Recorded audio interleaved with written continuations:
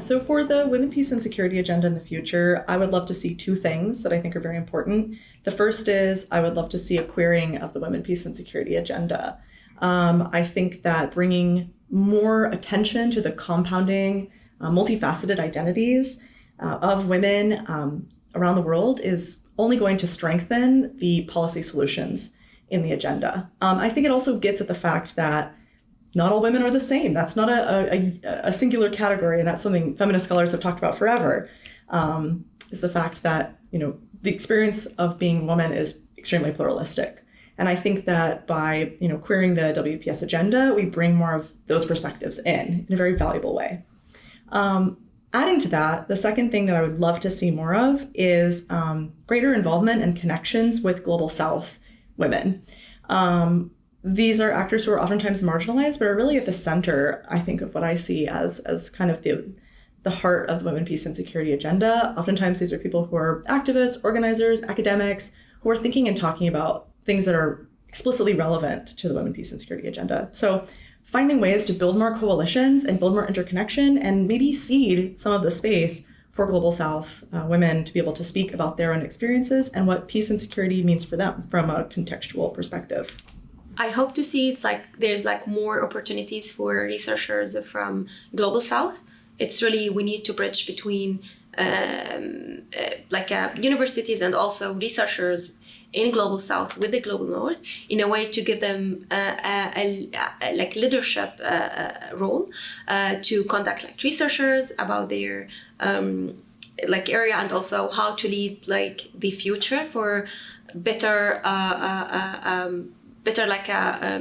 response and policies on women, peace, and security, and also to give opportunities for modern challenges, which is and this is the nexus of peace, climate change, peace, digital security, and digital censorship, and other modern challenges that we have also.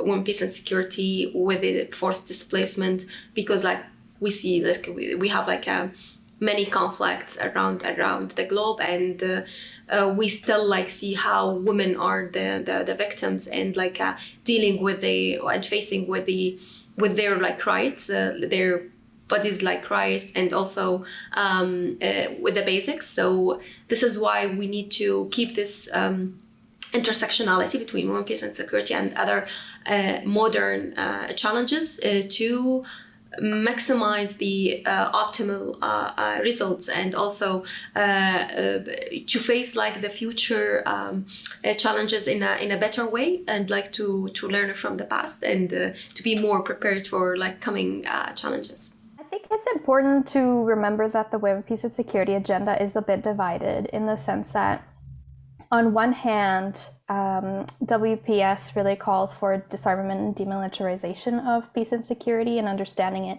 from a very human security and human-centered approach. But on the other hand, we have our sisters and compatriots that are in the military or are in the security forces who need protection and services and attention as well. And so I think that the voices of both those different camps, if we will, are very important. But there's always the question of who is not in the room and who is not being spoken about. So I'm thinking, for example, of newcomer and refugee women who are seeking asylum, trying to integrate into community, in addition to, of course, the overt injustice that Indigenous sisters, mothers, aunties, daughters, and two-spirited persons are facing in Canada. But there's several voices that are often not at the table and that we forget about in the peace and security space domestically. And I think that we need to make sure that we're not only disagreeing on whether or not this is a militarized or demilitarized agenda, but that we're looking beyond this and to what diversity of voices are not being heard, and why are they not being heard, what barriers are they experiencing to be, and that we need to essentially tackle to make sure that they are able to be at those tables. Personally, it was so hard to reach and to reach this level of working on research, and also specifically on women, peace, and security, because often academic institution have like academic institutions have a very closed. It's like a very closed area. So for me as a refugee who arrived like 5 years ago, so it wasn't like easy to navigate how their research like area works in Canada, but also and also to have find my opportunity to start my own research. So it's also I would recommend to give the opportunity for displaced